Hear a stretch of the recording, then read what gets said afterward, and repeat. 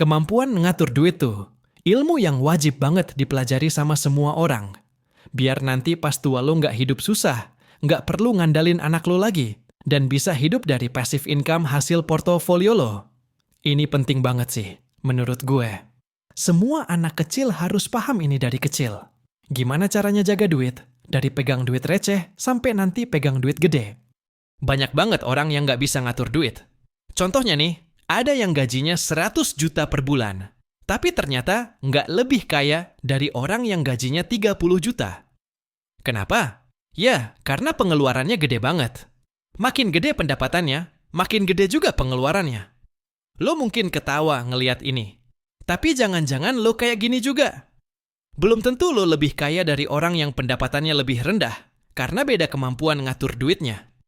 Contohnya Mike Tyson, petinju kelas dunia. Dia pernah ngumpulin uang 400 juta dolar. Itu tuh banyak banget.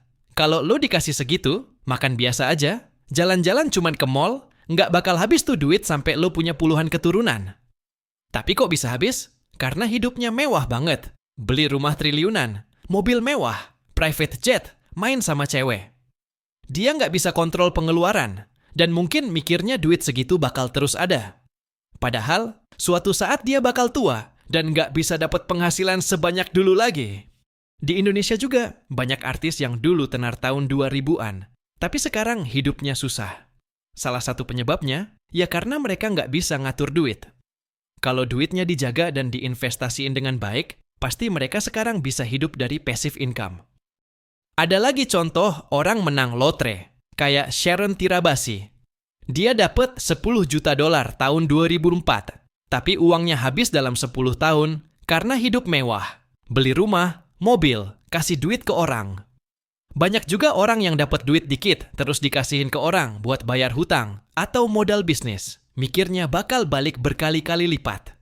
Ini pemikiran yang salah. Berkah emang ada, tapi nggak selalu dalam bentuk uang. Bisa dalam bentuk kesehatan atau rezeki lain. Jadi, bantu orang itu sesuai kemampuan. Jangan maksain diri. Contoh lain, beberapa tahun yang lalu, warga Tuban dapat duit kaget puluhan miliar. Daripada diinvestasiin, mereka malah belanjain mobil. Ada yang beli 1, 2, bahkan beli 3 mobil sekaligus. Nggak sampai 2 tahun, banyak yang balik miskin lagi. Padahal, kalau dikelola dengan benar, mereka bisa santai sampai tua tanpa perlu kerja. Ini nggak cuma terjadi sama orang yang pendidikannya rendah.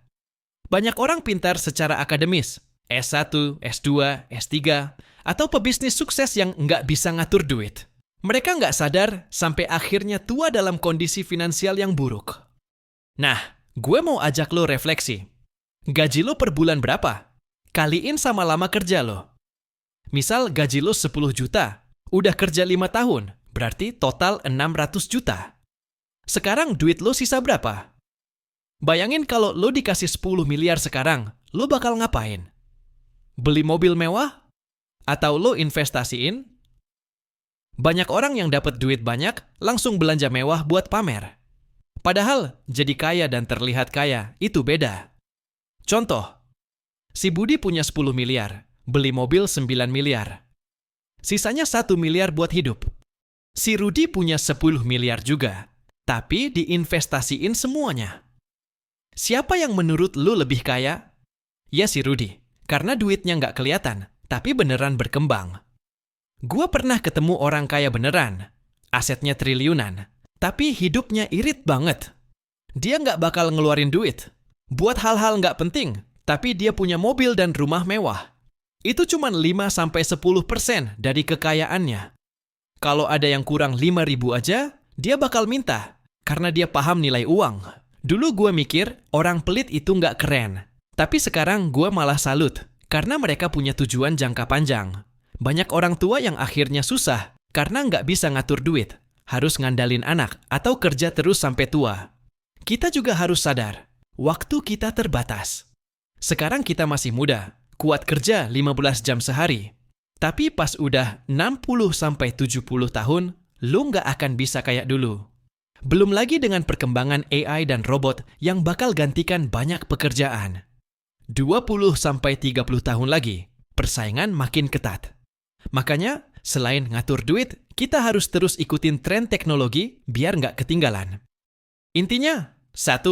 Refleksi diri, bisa ngatur duit atau enggak. 2. Rencanain keuangan biar pas tua bisa hidup dari passive income. 3. Ikutin perkembangan zaman biar nggak ketinggalan. Semoga bermanfaat. Kalau lo dikasih 10 miliar sekarang, bakal lo apain? Tulis di komen ya.